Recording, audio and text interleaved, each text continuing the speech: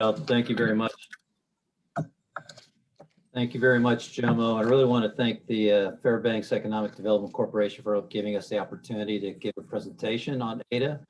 And really, I understand format-wise, it's fairly informal. So as we go through the information and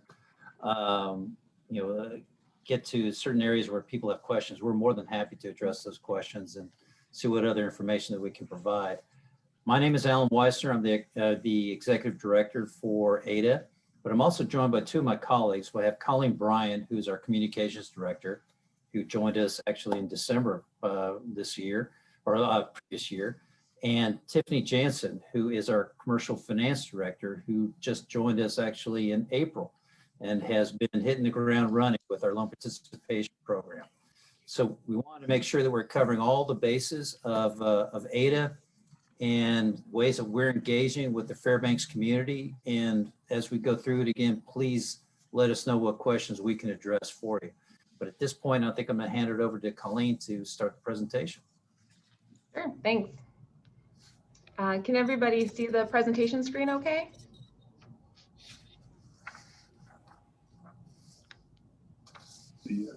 Well, actually, yeah, can we repeat that? I've just shared screen. Okay, great. I'm just making sure that everybody can see the screen okay, and it looks like we're up and running. Well, thanks everybody for taking the time to come here caffeinated and ready to learn a little bit about AIDEA this morning. When the time is right and everybody is up for traveling a little bit again, I'm looking forward to actually getting up to Fairbanks, but until then, happy to be here and speaking with everybody on Zoom. If you wouldn't mind going to the next slide, please. So again, this is going to be a pretty conversational format, but we do have the presentation structured into really 5 main parts. The first part is we're going to talk a little bit about what AIDEA is and does, and then an overview of AIDEA's involvement in the Fairbanks community area. Namely, we're going to be focusing on the AK Cares program and the loan participation program. And then we'll provide an update on the status of the AMBLER Access project now that it's in the phase of final feasibility and permitting. Then we'll also do a brief overview in the status of the Interior Energy project and Interior Gas Utility.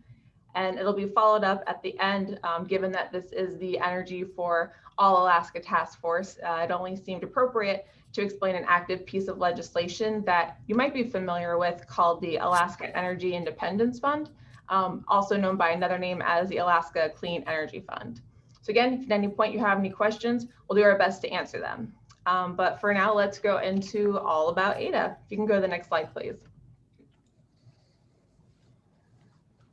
So AIDEA stands for the Alaska Industrial Development and Export Authority. And we're a very unique and I think sometimes a misunderstood entity, but we are a public corporation of the state of Alaska, and we're a subdivision of the Department of Commerce, Community, and Economic Development.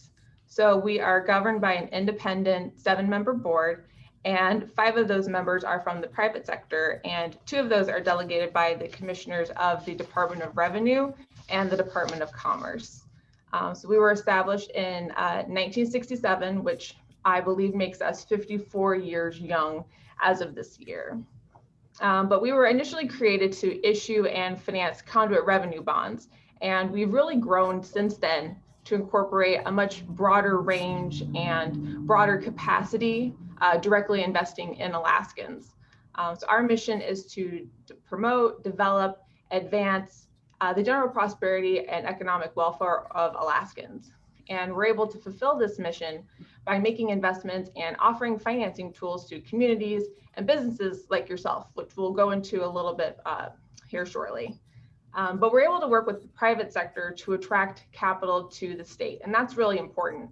And since we were established in 1967, AIDEA has been responsible for directing more than $3 billion in economic development in Alaska through our programs and successful project investments. So overall, AIDEA's investments have performed really well. And when AIDEA's investments perform well, the state of Alaska does well, and it provides significant benefits to the state and its residents. And you might be surprised to know that AIDEA is a self-sustaining agency of the state. And so financial returns from our investments go to 2 places. either back into AIDEA's pool of funds that can then be reinvested, or it goes as a dividend issued to the state of Alaska's unrestricted general fund. And that currently totals over $439 million in declared dividends. If we can please go to the next slide. So here, if you're ever in the mood for a little light reading, you can find all about AIDEA in the Big Blue Book of Statutes, specifically in Alaska Statute 4488. And the purpose of this slide is to really just illustrate the supportive statutes of AIDEA and ultimately what our purpose is, which is to increase private investment within the state of Alaska. So we were established ultimately to be issuing taxable and tax-exempt bonds to acquire ownership interest in projects and to provide development project financing. Also identifying that there are projects within the state's interest to import private capital to create new economic activity. And that really is the purpose and how AIDEA fulfills our mission, is through economic development by working primarily with the private sector for investment. If we can go to the next slide, please. So right here is an overview of AIDEA's programs and a highlight of some of our development finance projects on the right-hand side. Don't worry, we're not going to go into all of them because that would take way more than the hour that we have allocated together today. But we will be going into a deeper dive of some of the programs that AIDEA does offer. But ultimately, our job is to listen to Alaska communities and businesses just like yours, to understand what your economic development priorities are. And so then we perform our due diligence to then evaluate and determine just whether AIDEA's financing tools and programs are going to be an appropriate fit for communities and their economic development pursuits. And then really the conversation goes there. So when it all boils down, potential projects, they really need to meet two very important criteria. And that's A, to be a good investment, and to B, have that community support. And AIDEA makes investments and we provide various financing tools for economic development. What I do need to highlight here is that AIDEA does not have the statutory authority to provide grants. That's not one of the tools in our financial tool belt. So by statute and by regulation, our investments and really need to be based on a feasible repayment structure to be able to recover the cost. So ultimately what that boils down to is that AIDEA offers loan programs, and in none of our financial tools that we're able to offer does that include grants.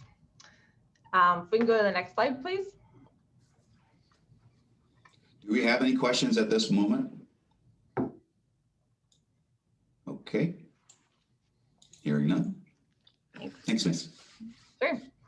So now we're going to go into a little bit of the programs. The loan participation program is one that AIDEA partners with local financial institutions, and we provide permanent financing to borrowers through qualified originators for the purpose of developing, acquiring, or enhancing business enterprises and commercial activity all throughout the state. So Tiffany Jannsen, who you met briefly in the introduction, is our new commercial finance director. And I won't go into any greater detail about the loan participation program because I know she's going to be hitting on that a little bit later in the presentation. Conduit revenue bonds they provide private companies, nonprofits, and public authorities the ability to fund large-scale public purpose projects. That's a lot of alliteration. But we're able to do that through issuing taxable or tax-exempt municipal bonds. So under the Conduit Revenue Bond Program, AIDEA acts as a conduit for the issuance, and that leaves the borrower responsible for all payment obligations. And that means that neither the assets or the credit of AIDEA are at risk of the program, and it really leaves the creditworthiness of the project and the borrower as essential elements to underwriting and the placement of the bonds. And project finance it's designed to enhance economic development throughout the state of Alaska. So AIDEA is able to do that by providing a couple of options for project development finance. And it really just depends on the nature of the project itself and the needs that the project demands. But again, it's not a grant program. So the projects really have to fulfill AIDEA's mission and that strategic initiative, as well as provide the feasibility and viability that it can actually support the project through financing. If we can go to the next slide, please. So infrastructure development is what it sounds like. It's focused on financing and developing long-term infrastructure projects that ultimately provide growth and help diversify Alaska's economy. You might think of those as the P3 type projects, those public-private partnerships to encourage economic development, and AIDEA's piece is really providing the financing portion of that. For energy planning, that's really the SETS Fund, which is the Sustainable Energy Transmission and Supply Development Fund. What that does is it provides financing for qualified energy development projects under a specific definition of qualified energy development. And the definition of that really is involving the transmission or generation, conservation, storage, or distribution of heat and electricity. If you have any more questions about what's eligible under that, we'd be happy to answer any questions you might have. And then the small business loans that's a program that offers long-term financing for startups or expanding small businesses. And the loan program is really focused on creating new jobs and retaining existing jobs in Alaska's communities. If we can go to the next slide, please. So as you can see here, AIDEA really has a statewide reach for its programs and its projects. I think this graphic does a really good job of showcasing that, and it highlights the programs and projects that AIDEA has on its balance sheet as of fiscal year 2020. And if you'd like to see this graphic and the supporting data for it, that is in our annual report, which is available on our website. We can go to the next slide, please. I think I'm going to go ahead and turn things over to Alan, but I appreciate everybody's attention and on this little crash course of all things AIDEA. So that might be a good time to take any questions if anybody has any. Otherwise, I will let Alan take it from here. Before we leave this slide, I guess I'll start the show. The size of these bubbles, is it somehow reflective of the scale of whatever investment has been made in these different areas? Yes, great question. The size of the circles are in relation to the financing amount, to scale. Okay. And Joe, in that case, with the size of the Fairbanks bubble, that's really representing the investment in IGU in the Interior Energy Project for a large part. You have one of their, well, two of their directors actually. They're one of the directors and a board chair. Absolutely. If we could go to the next slide, one of the programs that Colleen hadn't identified really, because it's not our standard program, is the emergency programs that we got involved in with COVID-19. And if we could go to the next slide. So with AK Cares, we worked with the Department of Commerce to really put in place an emergency program for Alaska's small businesses. And initially put in place or structured was a loan program that we were looking at working with local financial institutions and really engaging with the small businesses. But what we saw was with the PPP programs that were coming into place, there was already a focus on debt, but then converting that ultimately to grant programs. And then funds became available to the state directly through some of the federal legislation, which Governor Dunleavy had then allocated about $280 million of that towards small businesses, which through the Department of Commerce, we enacted the AK Cares program. And what I wanted to highlight within the Fairbanks community, 320 businesses were able to take advantage of that program, and that funded about $16.6 million into the local economy there. So we were very happy to see that Fairbanks was a participant, an active participant in the program. And it really was statewide participation that was happening with that. Obviously, very necessary funds at that period of time. And hopefully we're all in a point now where things are starting to recover and that we're not really relying on different programs like this to continue. However, one of the programs that we do have that has been ongoing within the community is that loan participation program. And I really would like to ask if Tiffany can give a brief explanation of the program itself and then explain what activity has been happening within Fairbanks. Good morning, everyone. Thank you for having me. Again, I'm Tiffany Jannsen. I'm the Commercial Finance Director for AIDEA. And one of the programs that I directly work with is loan participation. I think that's the one a lot of people associate with AIDEA around the state. And we do a lot of statewide loans with many different lenders. How the program works, and if we go to slide 11, please, the next slide. There we go. It is for commercial loans only, so for businesses in just a diverse set of industries.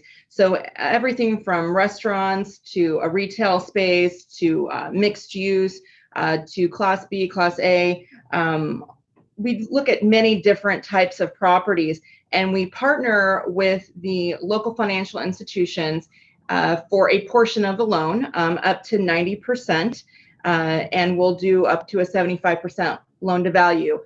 This allows those projects that need some lower interest rate financing over a long term in order for the project to go forward to happen. It also helps those lending institutions to spread some risk, get involved in some projects that maybe they necessarily wouldn't be able to in other situations.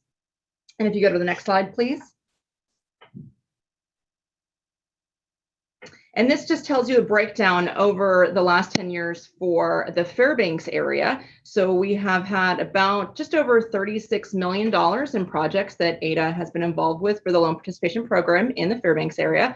And we have partnered with 4 different financial institutions and with 15 different participants over the years.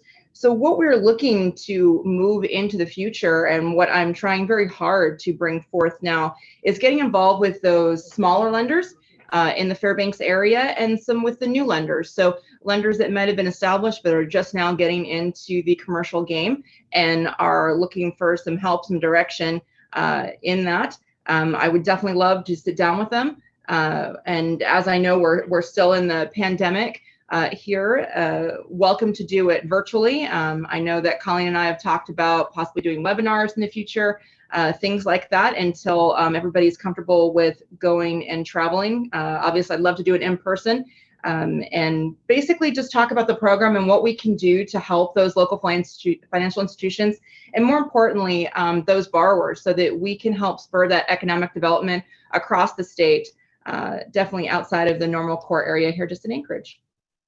Is there any questions that I can help answer regarding the participation program this morning?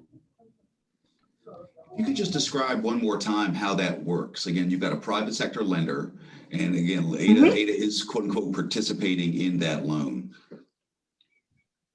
Yeah, so basically how it works is that the borrower, we do have a little bit of instructions on our website. So if the borrower reaches out to AIDEA, we do then send them to an eligible institution. Typically, how we see it is that the borrower is already with the financial institution, and the financial institution will approach AIDEA with a proposal, a project idea. Is this something that AIDEA would be interested in? Is it something in our wheelhouse that we're able to do? The project does have to be in Alaska. So that is something that is important. So even if your borrower is in Alaska, but they want to do a project outside, we do have to have the project in Alaska. Once we look at their proposal and it's basically a 40,000 foot overview, we say, yeah, this is something we want to hear more about. Then they work, the lending institution works with the borrower to put together a full length proposal where it will then go through the lender's normal channels of approval. Basically, they are writing the loan proposal up with the idea that AIDEA will be participating. So that will go through their normal committees and boards, and then it will be presented to AIDEA and we go through our program. Again, we are participating up to 90% of that total loan, up to $25 million, up to 25 years. And again, with that 75% loan to value. And we look at the project to see kind of where those things will fall. Obviously, those are our maximums, but there are different things that we may lower or change, or the lender may come with different terms and conditions depending on their comfort level and what the portfolio looks like over there. So that's basically how it works. They want to go to the lender first. Again, they can reach out to AIDEA. We can answer some basic questions, but then we do transfer them to a lender, and then it goes that normal route. Okay. Jomo? Actually, I saw that Doug at Minto had taken himself off mute first, so I was going to give him the chance. Doug, you have a question? Yeah, thanks, Jomo. Tiffany, what, or maybe this is for Alan, what is the AIDEA's appetite right now for commercial projects, mixed use, warehouse, restaurants, et cetera, in the North Pole area? I'll take it initially, but also Tiffany, please give your view. Sure. We're open to any active business that needs long-term patient capital investment. The key benefit that I really see with this program, the loan participation program, is that it provides a long-term fixed rate to those particular types of businesses and has been that key promoter for the commercial real estate sector in Alaska. So we're looking to expand it, but it does work in concert with local banks, local financial institutions, and it really needs that part of it because they're the ones that know you best. We're viewing it on a statewide basis, the needs ultimately of our general businesses, economic activity, and the local business, or local banks, and local financial institutions, they know you, so it works together that way, I think, best. But Tiffany, what's your view? I would say that we really look at the project, and that is really what's guiding this. Is it something that fits our mission statement for economic development for Alaska? Does it fit? We like to look at, is it going to give jobs to Alaskans? Is it creating jobs for Alaskans? Is it retaining jobs for Alaskans? But that's really what's our guiding principle there. Not necessarily the location, but the project itself. So we look at that on a project case-by-case basis.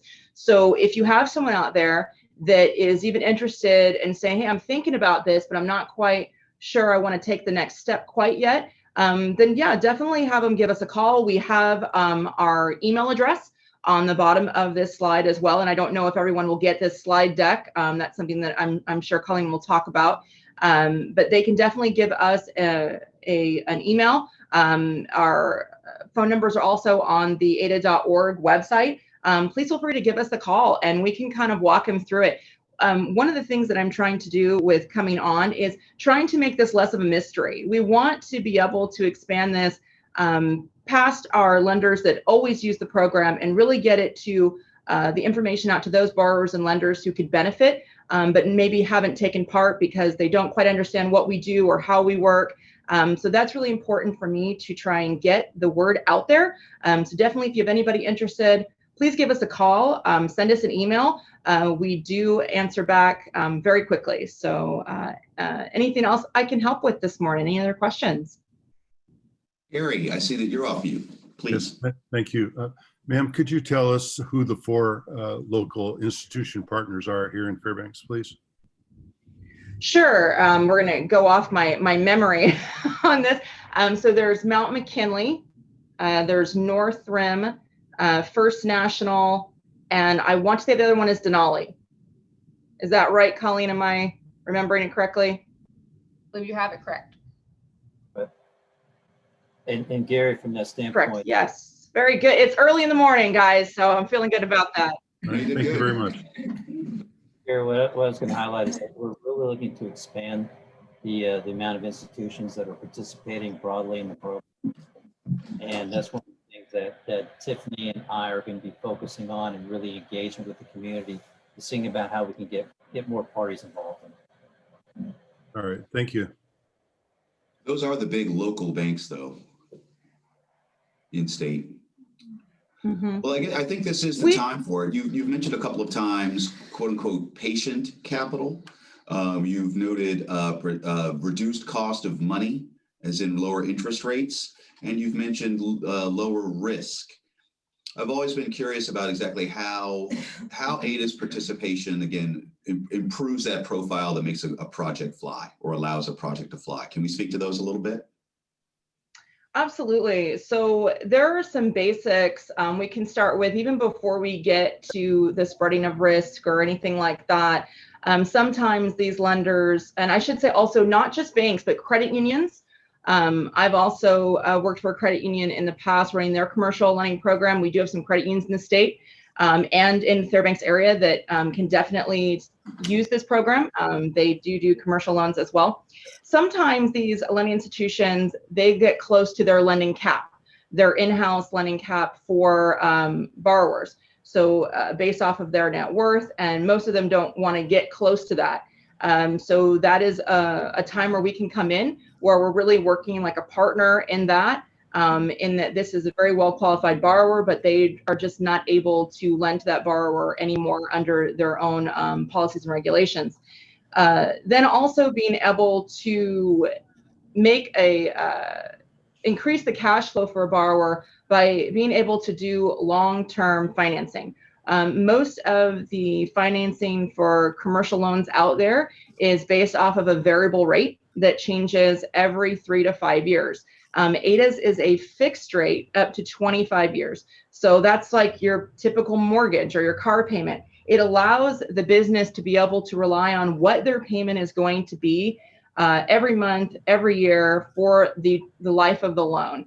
And as the business obviously trends up in revenues, and we hope, over the course of several years, that payment becomes easier to afford. And again, they're able to plan for that, budget that, and having our low rates, we definitely are priced to help spur economic development. We're still in the mid 3s right now. Which is well below any of the major lenders out there. So that allows us to be able to do a larger project for that borrower, allows that borrower to be able to do something that will, again, create more jobs, again, just a larger project, and be able to finance that over a longer term. So that's really how it helps kind of the borrower increase that cash flow, having more cash for their business every month, every year. Allows it to be a less risky scenario, lower payment for them. It also, with the participation, because we can take up to a 90% of the entire loan for the institution, that allows the institution to be able to say, okay, this is a project we believe in, but we want to only do 50% of it, or we only want to do 75% of it, and take that off their shoulders a little bit and bring it to AIDEA, so we can really be a partner in that. And we've done, again, up to 90%, but lots of different ways in between. It's really, we work hand in hand with the lender to work out what is the mutual best case scenario for all 3 parties involved, AIDEA, the lending institution, and the borrower. And we work to find that mutual best fit, what makes sense for that particular project, and make those decisions from there. Does that kind of answer your question? Very much. Thank you. I'm really glad I asked. Thank you. Oh, no worries. Yeah, So- thank you for asking. I really appreciate all the interest in the program. Please spread the word. Jomo, the one thing that I would highlight for everyone is that at least the way that when I look at the program, the key benefit that I see is that by providing long-term fixed rate capital, it allows a business to know what their payments are over time, to where they then focus on what their other investments are going to be, or necessary for that business, ultimately leading to growth. And that's really what we're trying to promote, is that economic development piece. And really want to emphasize it's hand in hand with the financial institutions we deal with, because it's that party, the local banks that are really working with that business, seeing how they need to. We're one piece of it, and providing some stability there and lowering payments to get that growth moving. Predictability does have real value, I've learned in my dotage. Doug, I see you have your hand up. Yeah, thanks. That's a nice little feature. So I appreciate these responses, and another aspect. So just to summarize, you're looking, at the local lender primarily to bring you a good project and their comfort level. You're kind of like Alaska Housing in that regard, and I'm watching Bart's responses because he's the commercial side, and I know he's worked with this before. But okay, so in going off of Jomo's question, one of the things that we're looking at is different places of investing our capital in Minto. to help build jobs and economic development and some good projects. And we're looking at real estate. But with AMBLER in mind, rural Alaska has not generally been a place to invest money for local lenders. It's not comfortable. There's a lot of risk. With you investing in the AMBLER Road, how much more comfort level would you provide? That's what I'm kind of looking for, is what's your appetite? I know you want to work with the local bank, but the local bank may want to really depend upon your expertise to give them that comfort level for mitigating whatever risk factors working in rural Alaska would be. If we want to do something in conjunction with that AMBLER Road project, traffic-wise or something, what's your comfort level in that regard? Or is that too obtuse of a question?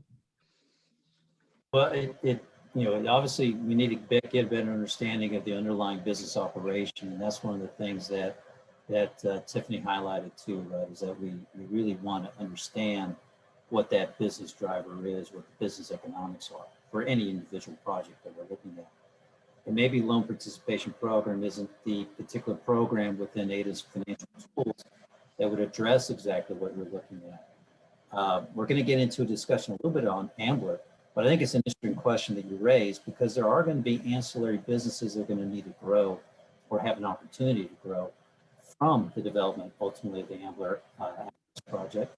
And we have our development project finance program, which is able to invest in these kinds of businesses or provide financing for them, which would be either tangential or maybe directly related to different service aspects of the AMBLER Road that we could take a look at because of knowing the economics of specifically the AMBLER Road in this case. Okay. All right. Well, thank you. Does anyone else have a question? If you want to take yourself off mute. Otherwise, again, we have a couple of essentially project examples from our region that we can walk through. Yeah, thank you, Drew. If we could go on to the next slide, please. And the next one after that. This is the AMBLER Access Project route that has been approved by the record of decision or joint record of decision with the National Park Service and the Bureau of Land Management. And ultimately what we have is a 211-mile route that's been defined that is following on the codified access within ANILCA that was defined with the negotiations between the state of Alaska and the federal government, ultimately on designating certain areas for additional federal lands back in 1980. And what we have right now is effectively 124 miles of this route, which is within state land. It's about 57 miles aggregate that's within federal government control. There's parts that are BLM, and then there's also the case of the Arctic National Preserve that we go through. And then there's land that is owned directly by Doyon and other lands that are owned directly by NANA, and then Northwest Arctic Borough. So in aggregate, it comes together to about 210.6 mile route that we have going from the Dalton Highway ultimately to the AMBLER access or AMBLER mining district. And what we're showing here within this map is some of the stars here. What are some of the mines that are at least known, say the deposits that are known within the mining district? The ones that are marked in red here, which is Sun, Arctic, Ornite, and Smucker, are the principal mining deposits that have been identified. And the one that is really considered the most active in feasibility analysis right now by AMBLER Metals is the Arctic mine itself. And that's really the driver and our partner at this time for the development of the access road. And we'll get into a little bit of those details with you. Next slide, please, unless there's any questions on the route.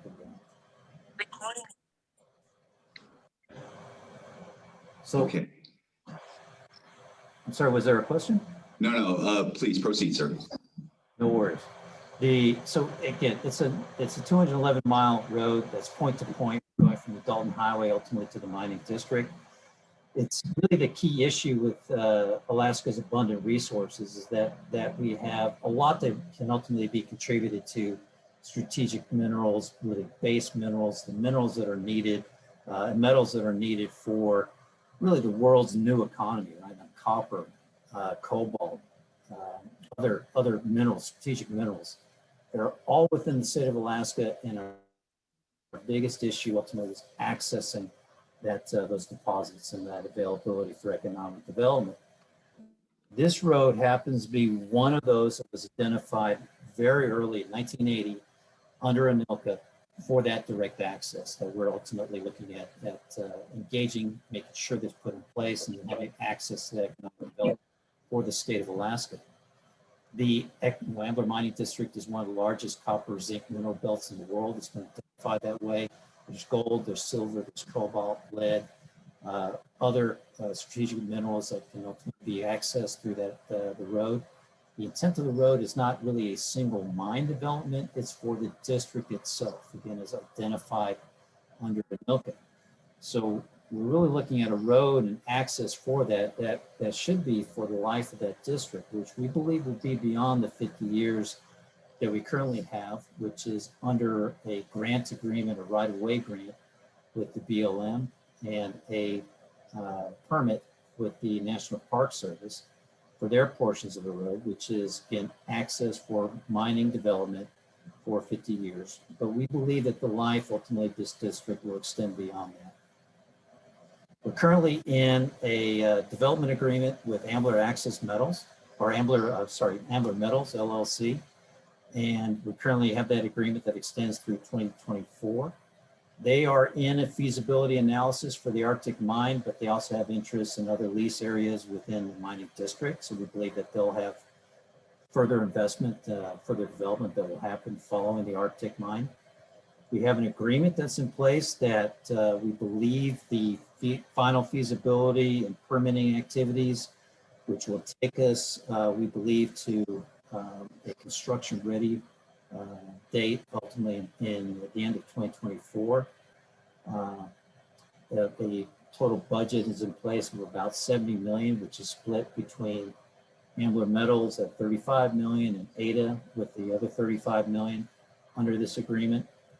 We're also benchmarking our timelines as we're looking at putting in place the design for the road, putting in place some of the initial pre-construction activities for it, getting the final permitting in place. We're really trying to benchmark and make sure that our timing works together to where they reach a final investment decision on the mine, and then AIDEA would be reaching the final investment decision on the road. And with the underlying development agreement, what I want to explain a little bit is that this is an agreement for the final feasibility and permitting activities of the road, but it's not an agreement for the investment ultimately in the road. The road is going to be owned by AIDEA. The rights of way for the entire route being currently right-of-way agreements that we have in place with BLM and the National Park Service.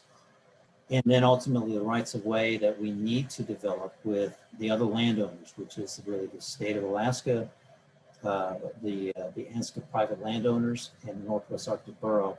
So assuming that we could conclude those rights of way agreements, those rights of ways would be owned and controlled by AIDEA going forward. And this would not be under an ownership of any individual mine or mine development. I really want to emphasize the fact that this is a development of access to the mining districts. We want to make sure that there's multiple mines that are ultimately using the road. There's multiple users that are coming that are paying for access ultimately on the road, and that this leads to broader economic development within the state that's not controlled by one single mining interest. And we have support of that from AMBLER Metals on that particular point. Alan, how does that align with the process and put in place? How does that align with the process and structure for, say, the Red Dog mine? The Red Dog it's similar in the way that the road and the port storage, the storage and the port facilities are owned by AIDEA, and they're accessed by, in this case, NANA and Tech for the development of the Red Dog mines. So they pay us a usage charge per volumes that they transport on the road, that they store within the facilities, and ultimately then they use the port facilities for shipments. So it's along that same line of how we are looking at ultimately getting a return on this investment for the construction of the road. With the, assuming that we get to the point where we have rights-of-way agreements with all the landowners and the ability to finance the road. At that point in time, we would be looking at attracting some external capital, private capital investment into the road. We would issue some bonding for the road itself. We would make an equity investment by AIDEA into the road. And then from that financing, and looking at then the costs of the operation of the road, we would define what that usage fee is per volumes. And then we would assess that to the individual mines that are ultimately using the access, right, to get to the Dalton Highway, that would bring those shipments down to Fairbanks, at which point in time it would go onto rail to the port of export. That's how we would ultimately determine the cost of use of the road and how we're looking at financing the road itself. Did I get the question, Jeremy? Yes, thank you. Well, I do want to just mention, and I'm not trying to rush anybody, but we're about 17 or 18 minutes to the top of the hour. So I just want to make sure there's plenty of time to get through all the slides. Do we have any further questions at this moment? Although we've had a couple of presentations on this. We had Jeff San Juan late last year. Roger? Yeah, I had one question. Have the things been worked out with Doyon and the other native corporations with regard to the access on the road? I know there was a problem and hopefully it's been resolved. Well, I'm glad you asked that question. If we go to the next slide, we can give a bit of an update on where we're at. And what I answer your question directly is we have been engaging directly with NANA and Doyon in monthly meetings, really reviewing the progress that we're making and defining out the work plan that we were looking to put in place for 2013, or no, sorry, 2021. What we have now currently with is an agreement with Doyon for a land access. It's not the right-of-way agreement, nor do we want to highlight that, but it is access, an agreement for access to their lands to do the final feasibility and permitting activities that we need through 2024. We've engaged Joe Kemp as our project manager, program manager. He's seconded ultimately to AIDEA and is acting under within AIDEA as our direct program manager for the project. Joe's got experience with the Department of Transportation and development of roads, similar roads within the state of Alaska. We thought that there was a lot of experience that we could bring on with Joe in that circumstance, but I do want to emphasize he's acting as an AIDEA employee, has AIDEA staff that's assisting him. He's also engaging specific staff with the support of AMBLER Metals that's going to be promoting the field work directly out of the Fairbanks office.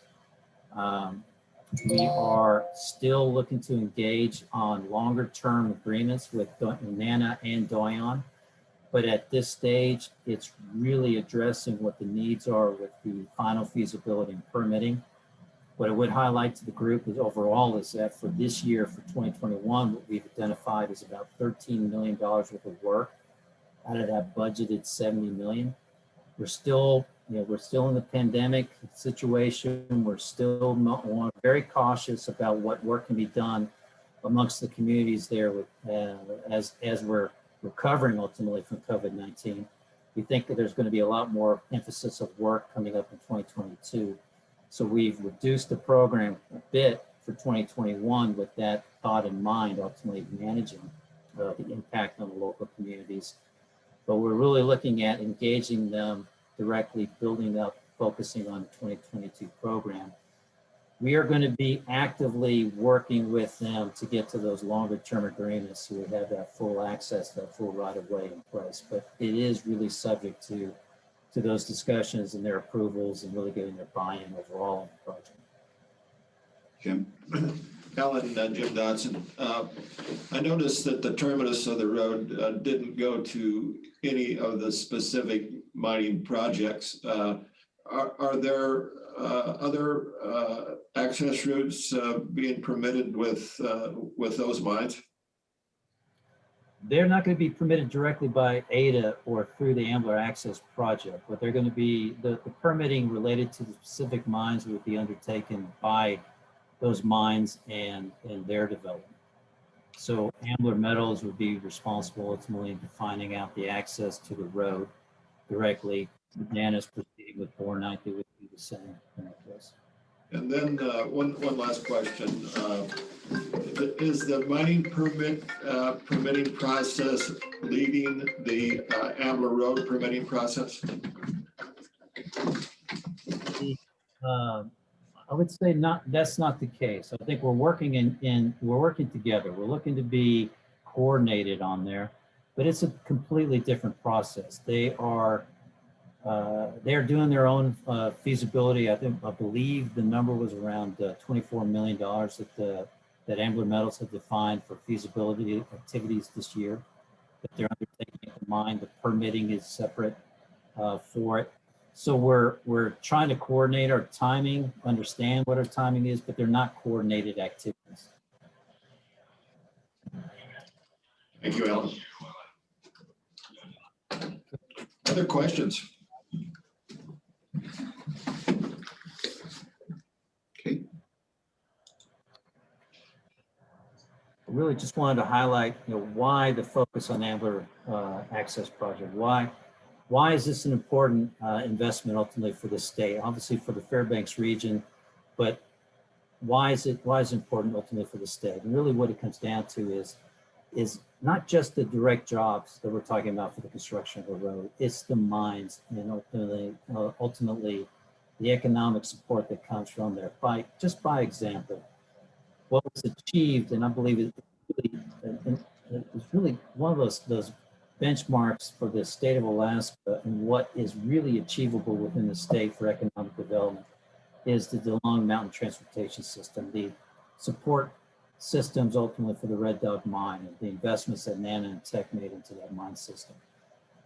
The community there has had 3 generations now of 500 to, in summertime peak employment, 600 employees there. That's generated really the returns ultimately for the region, for the area, for the communities that have benefited from that, and the direct employees that have been working at the mine.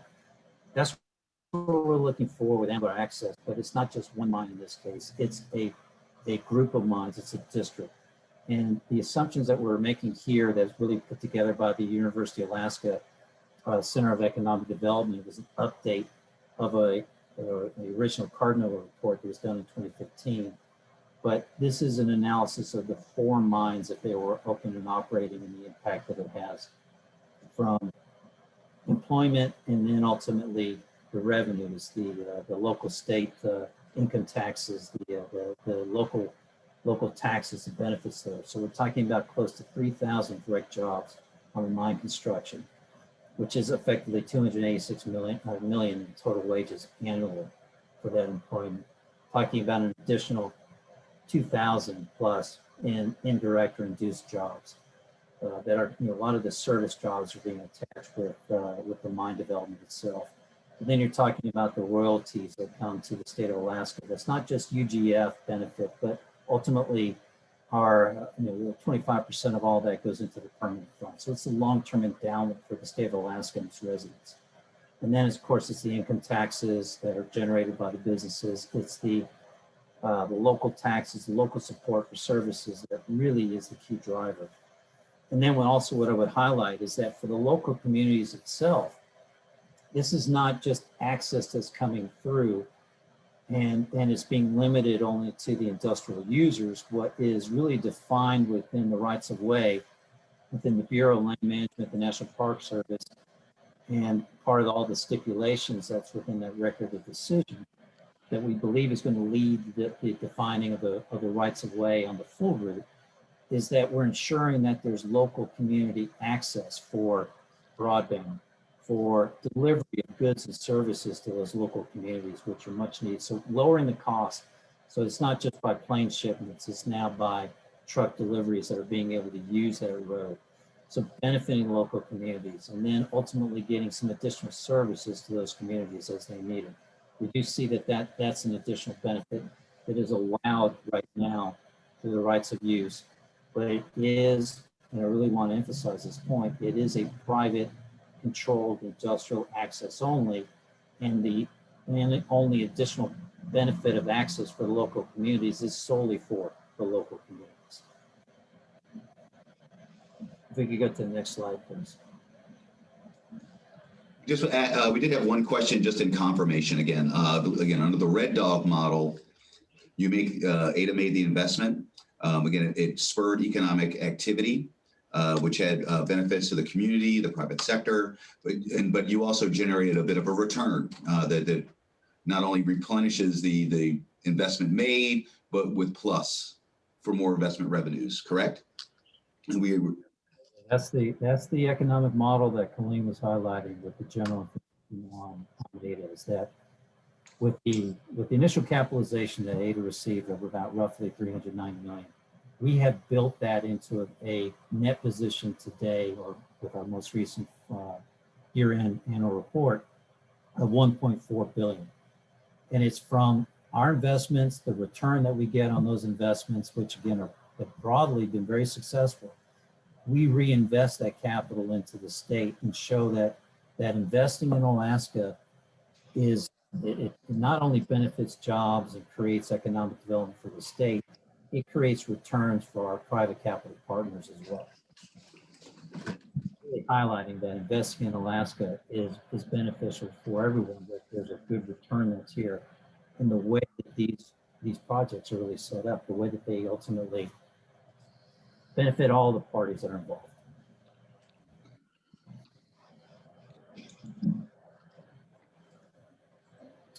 I see that there's a question from Lisa Barrow, right? Can you please expand on how local communities, most of which are opposed to the road, will access the road and the purported benefits when the road does not pass through any of the communities? So Lisa, what we're looking at is that there's going to be access that's going to be provided on the road, and in the way that we're looking to structure this, and it hasn't been finalized this way, but I believe that our references will be the way that we ultimately have established it. It's similar to the Red Dog model, where there's exempt and non-exempt users. The non-exempt are the larger industrial, large volume users on the road. They are going to be assessed a charge for access on the road. For local community, for the shipments, ultimately what's referencing for fuel shipments, other goods and services that need to come to the communities, they would not have to charge or be charged any usage ultimately of the road. And the accesses to those communities would be ultimately developed with those communities and the road. They would not be relying on development from the mine companies themselves. That would be part of the development and working with communities that want to be linked ultimately to the road and receive those services.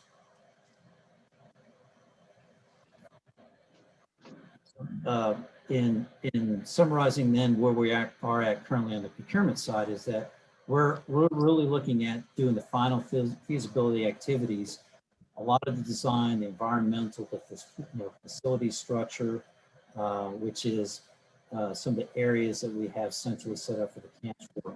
Ultimately, where we've been even building bridges that are in place, having the communication towers that are supporting the broadband, the access ultimately to the communities I was referencing before. We have engaged or looking at engaging someone directly that is going to be doing the public outreach for our AMBLER access team, and really working with those communities to understand fully how to access or ability to access the road, how they want to ensure that there is limited access by other parties than the communities along the roads, and really making sure we're getting that feedback and structuring it and communicating how we're structuring it as we're going forward, with a focus of getting the road ready for construction by 2024. So 2024 sounds like it's a fair amount of time away, but it's really short. We have a lot of work that we need to do. And Lisa is raising a very good point in her question about the way that we need to be engaging with those communities to define out how they actually can benefit, and how they want to benefit from the services, the access, the communication support that is going to be available from the road. The other side is the supporting of the stakeholder outreach, is that person in how we're engaging and getting really meeting directly with the elders within the communities and getting the communication out to them on the activities, what ultimately, what work crews are there, the bear guard support, making sure that we have tribal liaisons there for all the cultural work that needs to be done, and making sure that that's being monitored correctly with the programmatic agreement that we have with BLM. All of those activities, geotechnical, that's what we're really setting up right now for activities over the next 3 years. So next slide, please. Sir? So just briefly on the Interior Energy Project, the IGU, I know we have very little bit of time left. We also have Gary that's on the line here that certainly knows the project much more intimately than we do. We have provided the long-term, in this case, very long-term finance that ultimately set up the IGU project. They created financing ultimately for the principal storage terminal facility. We also are the conduit bond issuer for the interior gas utility, which has an additional bonding capacity that's been approved really with the last resolution by the board of upwards of $78 million.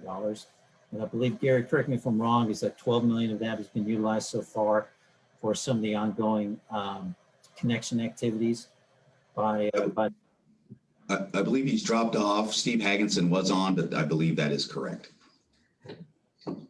If we could go through this quickly, if we could go to slide 22, please.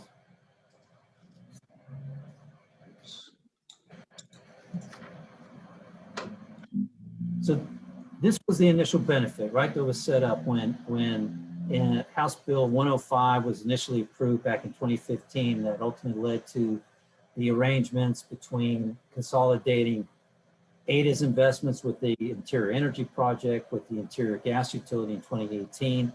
Everyone was looking at ultimately creating effectively either direct or induced jobs of about 520 with a $14.2 million estimated economic activity benefit to the Fairbanks North Star Borough.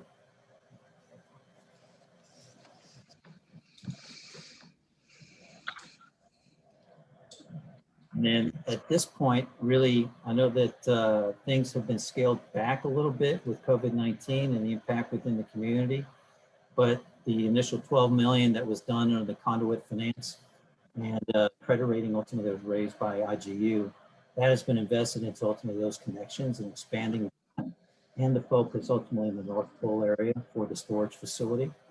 So there's going to be additional investment. I know that's going to be coming up within the next year as the connections really broaden out and IGU is able to advance that marketing. I think if we could really quickly then go to Colleen for the Alaska Energy Independence Fund, just to give a brief analysis or update to everyone on what our activities are doing. Just so everyone knows, we do not have a hard stop here at Fairbanks Economic Development this morning. So as long as you, Alan, and your team can hang out, we're happy to have you. All right, well, that's good to know. I thought we're coming up, well, I know you have limited time, so we don't want to take up that much, but good to know that we have additional time. Thank you. No, it's summer here, sir. We have time. Thanks, appreciate that. So the Alaska Energy Independence Fund is it's a piece of legislation that I think will be of tremendous benefit for Fairbanks and interior Alaskans in particular. So Alaska has some of the highest costs of energy in the entire country. And so what this proposed legislation would do is to offer cost-effective financing and loan programs to both individuals and communities and businesses for sustainable energy development projects.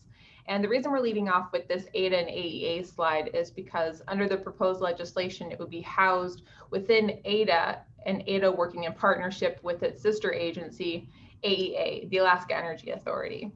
And so as we discussed earlier in the presentation, AIDA really is focused on this mission of promoting and developing economic growth and economic development and diversification. And we're able to do that through financing and investment tools. But AEA, our sister entity, it has a mission to specifically reduce the cost of energy in Alaska. And it does that primarily working really closely with Alaska's rural communities to reduce their energy costs, primarily through administering grants.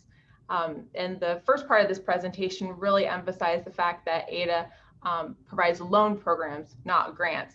AEA really administers grant programs and not loans. So the fact that the Alaska Energy Independence Fund is at first it's a loan program, but we're able to work with the expertise of AEA to provide that technical subject matter expertise for sustainable and renewable energy projects. So to us, it really is such a good fit for this legislation if it were to pass to be housed within AIDA and because of our relationship with AEA. If we can go to the next slide, please. So Alaska currently ranks 4th highest for total energy consumption per capita. And you can see that it drops off pretty significantly when you hit 5th being Iowa and so forth. If we can go on to the next slide, you'll see the total energy expenditures per capita. And this is where Alaska ranks 3rd in the country for energy costs.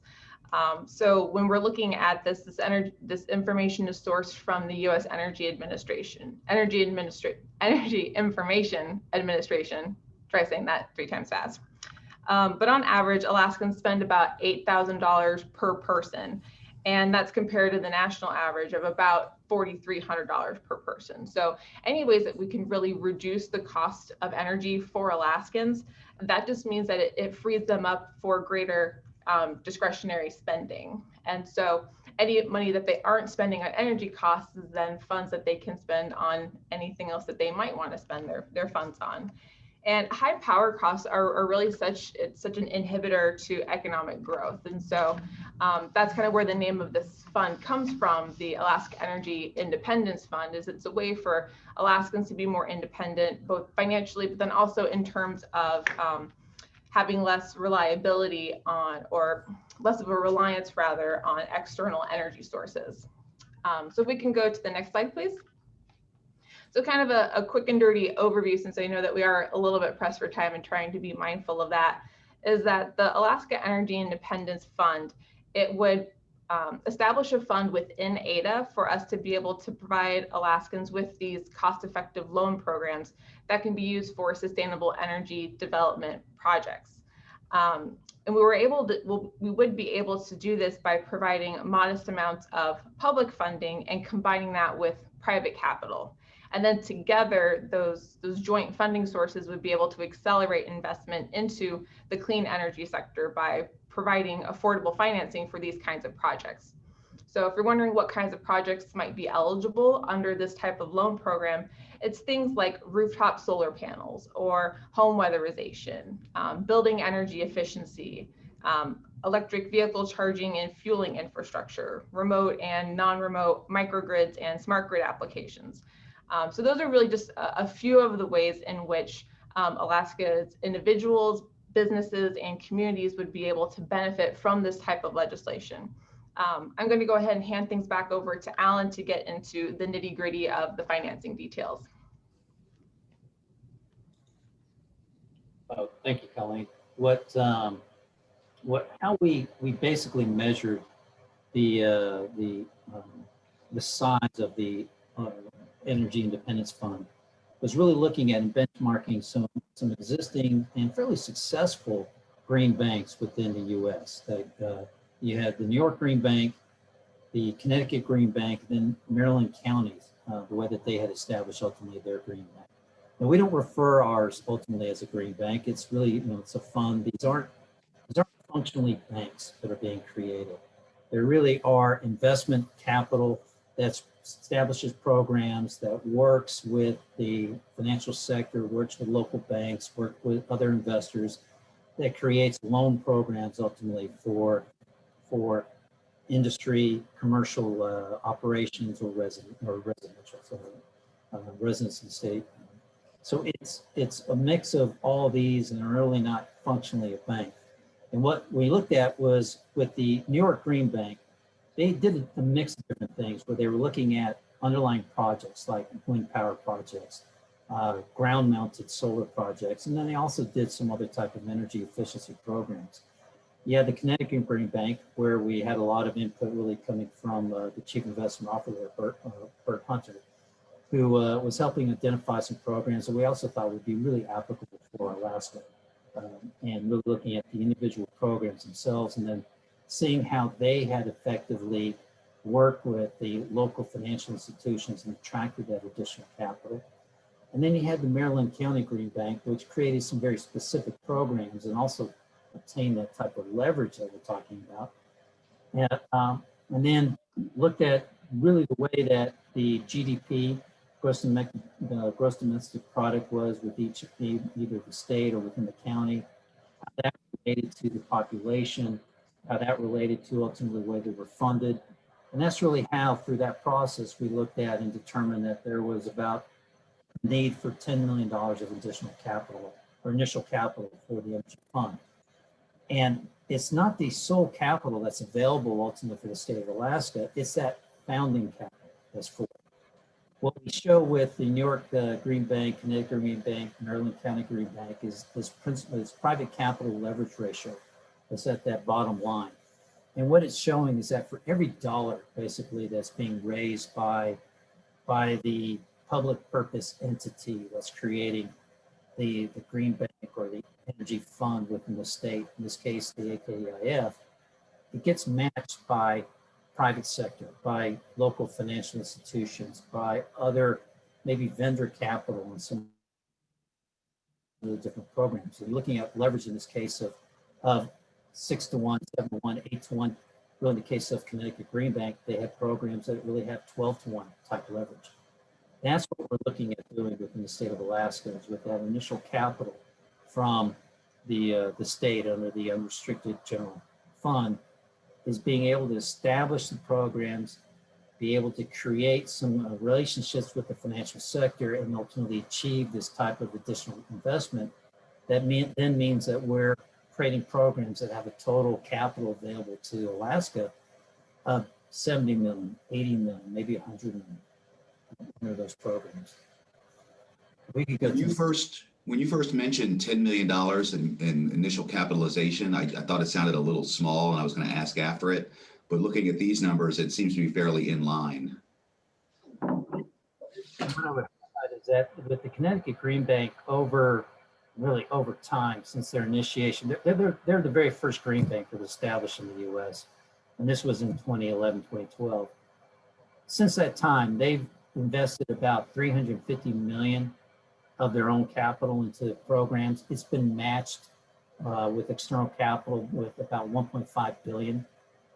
So they've been able to create roughly 23,000 related jobs. They've had that total investment into the clean energy sector within the state of Connecticut. It's that type of activity, that type of involvement that we're looking for within the state of Alaska. So it really is, Jomo, in that case, initial capital being used to attract private sector capital, which, as Colleen had highlighted in the very first part about AIDEA, that's our role within the state of Alaska, is working with the private sector, really defining programs that brings them into the state, that we work together in investment programs. And this is just one of them, that we're looking at that 10 million growing, being able to have 100 million. There's the potential of federal legislation passing that would provide a national green bank and funding for that this vehicle would be able to access. So there's ways of ultimately growing that and providing more programs for the state. And one of the things too that Colleen highlighted is that statutorily AIDEA does not do grant programs. So everything that we initiate is an investment and looking at that return of investment or return on that investment so it can be reinvested into the state of Alaska. And it's the same thing with these programs where they're loan programs, they're not grant programs. They provide different types of financing, as Colleen had identified. There would be a program for energy efficiency. You would have something that's focused on solar. Other things that we focused on rural and remote communities and their requirements. And you would get that co-investment coming from the financial sector within the state. And then as those build, you would reinvest that capital and it would stay within the fund. That's the whole purpose of this, is to continue to grow it. I'm going to go ahead and jump forward, Alan, if that's okay. So we're talking then about what the economic benefits are. What if we could go just to the one previous, just to highlight why AIDEA is focused on the Alaska Energy Independence Fund. It's because it hits our mission points. It's all about economic development. It's growth within a specific economic sector within the state. It's adding those jobs. It's reducing the cost. It's focused really on reducing the cost of energy within the state of Alaska, which has those follow-on economic development benefits to the state. And then there's an element of discretionary income to us as individuals, the ones that are paying the bills for energy. So if you then go to the next slide, I can explain that discretionary income. Overall, as Colleen highlighted, we have one of the highest cost per capita per individual within the US. So Alaskans basically pay, if the total cost of energy within the state of Alaska is about $6 billion, it's 11% of our GDP.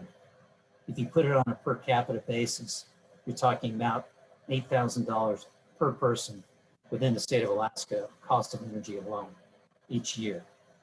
If we're able to make some marginal improvements on that through energy efficiency programs, through some type of net metering programs, PACE programs that add solar panels to residential units, commercial units, do energy efficiency programs to rural and remote Alaskan communities.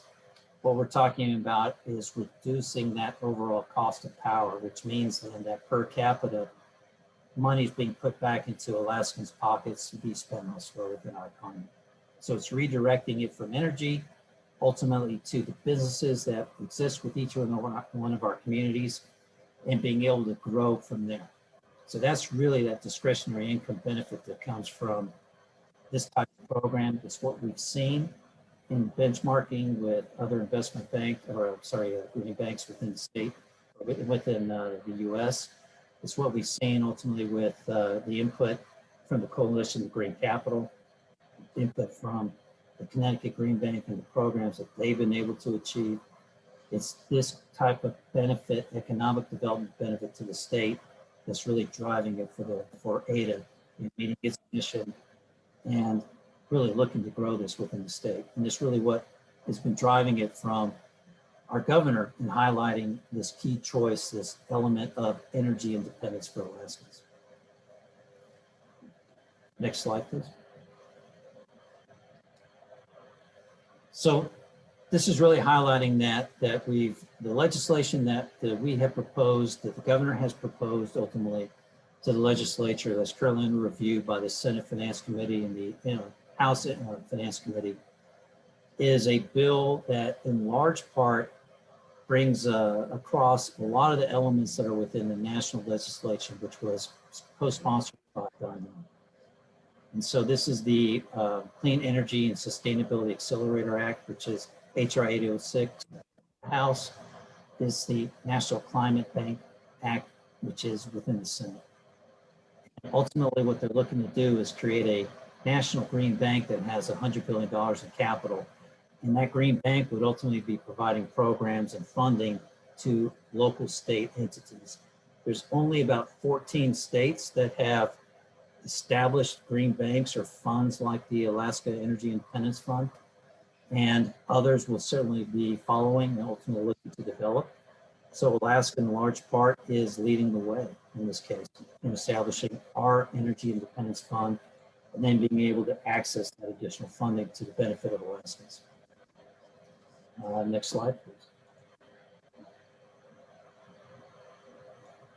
So, the key points really, again, is we're looking to leverage capital alongside Alaska's financial sector, which ultimately enhances the total amount of these programs that would go to Alaskans, again, on the industry, commercial, and residential sector side. It's making loans. It's focusing on the credit enhancement structures that would be needed to attract the financial sector within the state. It's establishing first loss programs that really create the additional financing programs that would come from our banks and credit unions. It's focusing, again, loans, purchasing those loans, ultimately for clean energy development within the state. And then it's the principal element of the appropriation for $10 million in capital from the UGF. There's the ability to, the legislation, the way it's written, is the ability to continue to reinvest that capital. John, as you highlighted, with our other investments that will be handled the same way, with reinvestments on that side. There's the ability to transfer some additional loans that AIDEA has in place, that are energy loans, to the fund, to the extent that it matches the requirements or defined sustainable energy development in the legislation.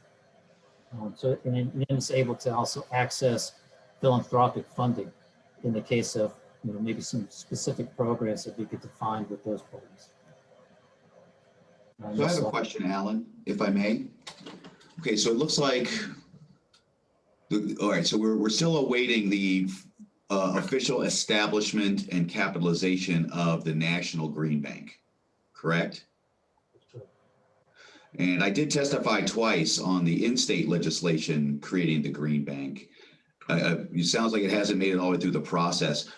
Would there be benefit of possibly adding this to the special session list? Is there any benefit of being higher or firster in line for when these funds become available? It's an interesting question that you're asking. At this stage, the Clean Energy and Sustainability Accelerator Act has been linked with the infrastructure bill. So there's a lot of those discussions that are still ongoing at the national level, right, the federal level. So that needs to progress, but there does seem to be some negotiations that are happening on that side. We really need to see ultimately how bipartisan support comes together for that larger infrastructure bill to then see how the Accelerator Act advances. So it's unknown at this point how imminent that funding or the establishment of that bank's going to be. The legislation itself right now within the state is at the finance level, or the House Finance Committee, the Senate Finance Committee. It's not on the special session that was announced by the governor for the 2 special sessions. So ultimately, if it's not picked up at some point in time, it would then follow on ultimately to next year when the legislature picks up again. Hopefully it does become part of the special session. And please know that the governor at any point in time can amend what's on that special session. But I think it would benefit ultimately in getting past this year. It lets us set up the regulations that are in place that would be needed for this being part of our new statutes. We have, as you know, we have within the legislation, we have anticipated that this would start as of the first part of next year. I also would highlight that the program itself, it stands alone. It doesn't require that federal legislation, because that 10 million can be used to leverage local investment and get some programs initiated if we're able to at the start of next year. It always benefits from the federal legislation, but it doesn't require. So we're hopeful that ultimately it would be added to one of the special sessions, and I think it would benefit the state being able to initiate the program at the start of next year. Well, I believe that was the last slide. And we did have some questions and a lot of interest regarding that Green Bank. So I would open it up for anyone who's still online. Do we have any questions that weren't covered? Yes, Jomo, if I could jump in. Of course. Yes, thanks, Alan, for the presentation. And I'm just thinking out loud here because there's several moving pieces to this. And one of those moving parts is the Alaska banking community. And I'm just wondering if AIDEA has reached out to the Alaska Bankers Association and suggested some type of maybe a summer summit in the next couple of months to meet with the leaders of the Alaska banks to see how the banks and AIDEA and Alaska Energy Authority can work together in standing up the Green Bank and making it something where the banks want to be an active participant in, and to understand how they can participate in the Green Bank project. And I would like to extend my willingness to participate in that. If I need to fly to Anchorage or whatever, maybe you could use my help a little bit down here in Juneau. So I'm just offering that help if I can be of any assistance. Representative Levon, I think what you're highlighting is key and needs to happen. We have reached out to the Alaska Bank Association, and I think everything that you highlighted about getting us together, getting a summit, really having those discussions happening right now would be very, very beneficial. So I would really ask, I would love to take up what you offered as far as being a participant or proponent of that and putting that together. So you definitely have my commitment on my side to be part of it. Well, thank you. And I don't know who's going to take the lead. I suspect it should be AIDEA, Alan. So just keep my office in the loop. And I'm just offering my services however they can be utilized, be it political or maybe because I was once a banker for 42 years. Thank you. Representative Long enough. Well, and this meeting is recorded, so we got you, Bart. Ms. Burgraff? Yeah, well, I just wanted to compliment you on your presentation. I think AIDEA has a very important role to play in helping Alaska develop its resources and to become more self-independent. You know, the AMBLER Road, I've been very interested in that particular project. And I think if it's done correctly, it will benefit Alaska as well as all the people in the Arctic and also Fairbanks. So I compliment you on the work you've done there. It's very important that you get things resolved as far as the Alaska Native organizations. And I think it can be done in an environmentally safe way and something that will benefit all of Alaska. So keep up the good work. You've done a real good presentation, and thank you for putting it all together. Thanks, Roger. We do have a couple of follow-up questions regarding Green Bank National, Green Bank In-State. Do we have any feel for, it sounds like, again, with Don Young is a co-sponsor on the House version. How's the delegation on the Senate version, or do we know? It seems like something Murkowski would, support. What I'm aware of is that both senators are supporting the Green Bank legislation. The component of it that gets more of the discussion right now is the fact that it's been linked in through with the infrastructure bill. And there's that broader conversation about what that total amount is. I think it was initially presented at over 2.3 billion. And I think now it's been presented at about 1.7, 1.8 billion. So it's within that discussion. And as far as I'm aware, the National Green Bank is still part of that funding that is within it. So from my understanding, there is that key support from our delegation as a whole for what would support ultimately the Green Bank. And to see also, Margie, you're asking about with Alaska credit unions, would they be able to participate in the summit? Most definitely, they would be able. We would want to make sure that we're reaching out to everyone that we can that would be within these programs, because the intent here is to make it as accessible to all Alaskans as possible.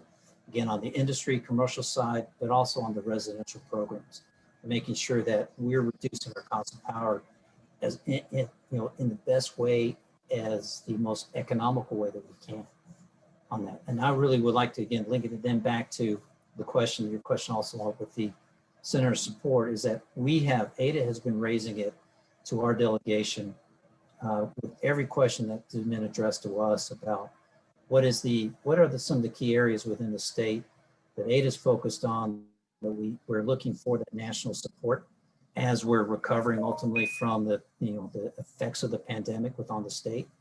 And this is one of those key areas that we've highlighted, is support of that federal legislation, being able to benefit, get that into use within Alaska is what I believe one of those key areas of support.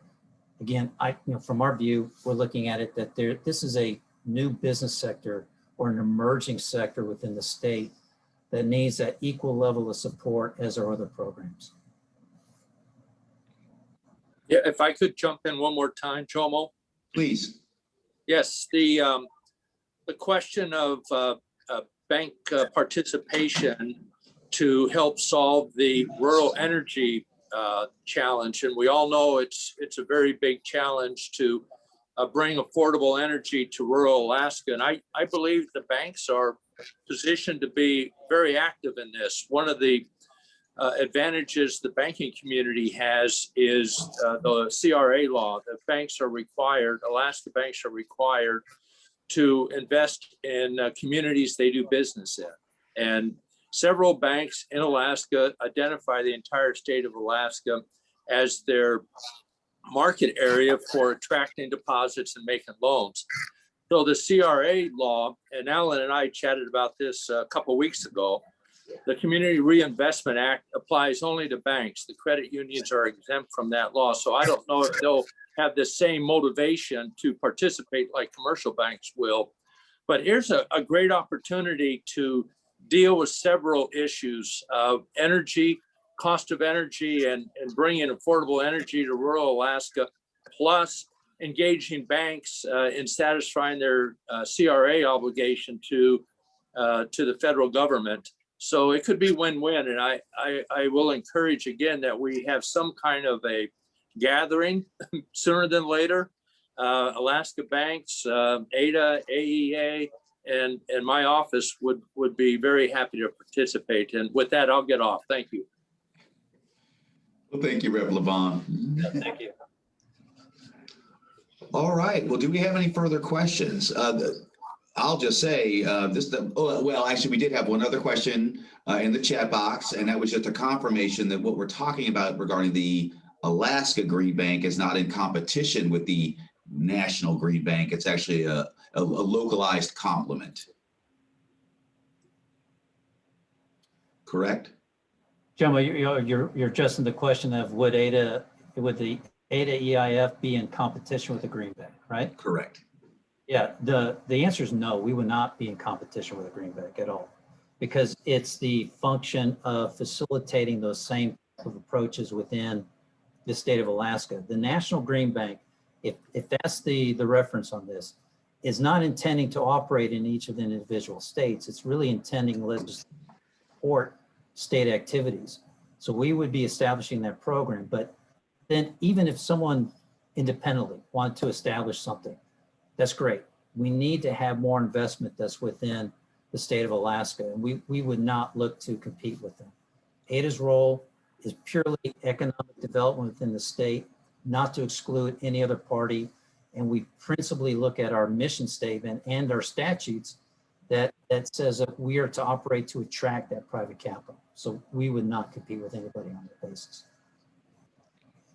Margie, your hand's up. Do you just have a question? Yeah, I did want to thank you all for the helpful presentation and opportunity to have more of a dialogue. I echo some of the aspirations to community engagement in this interim period, and I'm curious if there would, similarly to engaging with banking and credit union stakeholders, be opportunities for rural Alaskan and tribal leaders, especially in terms of some of the concerns around transparency and accountability. Well, Margie, as you know, and thank you for participating in the discussions that have been going on with as we progress the legislation through the committees, there's been a lot of focus, right, on that access and rural, the rural involvement on defining those programs. So that's one of the ways I think the legislation has really beneficially involved. The one key aspect I want to highlight is that Representative Zolkowski had early on established that there would need to be, or she put in place the legislation that would add a analyst position at our sister agency, Alaska Energy Authority, to make sure that rural communities have access and are able to provide applications to the individual programs, which is really a very beneficial addition to that legislation because it's a key element of access. We also added the position ensuring that there's someone that's on the advisory board in the way that the programs are being established that has that rural background, so a delegate ultimately from the rural communities that's on there, the AMSA communities or corporations. So it's getting that input, and it's not just the technical components and financial components that we originally had. The ways that we can advance it as we get to the regulation, I think you've highlighted this part too, is that we would need to go through a process in establishing the regulations that gets public input. And so I think it would be a needed step, and it really would look at also engaging with you on that particular point of how do we put that together, that we get that feedback as we're establishing our regulations. Because I do see it as a very key aspect we have to address. This program only works if it meets all of our unique energy needs. And one of the key areas of unique elements for Alaska versus any place else really within the US on this is the way that we need to access or provide access for our rural and remote communities. Thank you. Look forward to that. Yeah, thank you. All And right. also, Margie, keep up the issues of the public process on and reminding us of that as we go forward. It's needed. All right, well, Team AIDA, I just want to thank you so much for today's presentation. Alan, Executive Director Weitzner, thank you so much. I wasn't expecting to get to the very top. Ms. Colleen, Ms. Bryan, thank you very much for helping me set this up. And of course, Tiffany, I don't know if she's still here, but Ms. Jannsen, thank you for the information regarding, oh, there you are. I see you're right in the middle of my screen. The information regarding your loan programs, particularly the loan participation program, because I've always wondered how that actually worked. All right, well, everybody, thank you so much for the joining us this Tuesday, May 25th. I want to say it's Memorial Day weekend this weekend, so everybody have a nice long weekend. I have scheduled us to recommence discussing infrastructure inventory on next Tuesday because I'm a jerk. So we will reconvene on infrastructure starting next Tuesday, and we'll keep moving that forward. If anyone would like a copy of this presentation, just go ahead and email me and I'll send it out. All right, well, with nothing else for the good of the order, thanks a million, everybody, and we'll see you next week. And again, have a happy, safe, long weekend. Yep. Thank you. Thank you very much. Take care, everyone. Thank you. So getting